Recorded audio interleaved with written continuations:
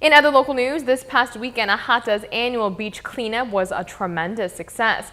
Students, NGOs, and volunteers took 4 hours of their time and spread across the entire island to pick up trash.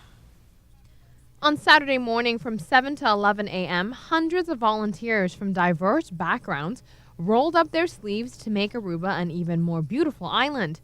Ahata organizes a beach cleanup annually. Aruba's beaches are popular. Unfortunately, oftentimes after people visit the beach, garbage is left behind. After a while, this accumulates. Good thing many volunteers decided to take part in the cleanup. Besides for NGOs pitching in to help out, students from schools such as Colegio Arubano brought out 118 students and Santa Ana School 15. There was even as young as a 5-year-old filling up garbage bags with litter. Hopefully, bringing awareness to younger generations will ultimately build a better future for Aruba's beaches.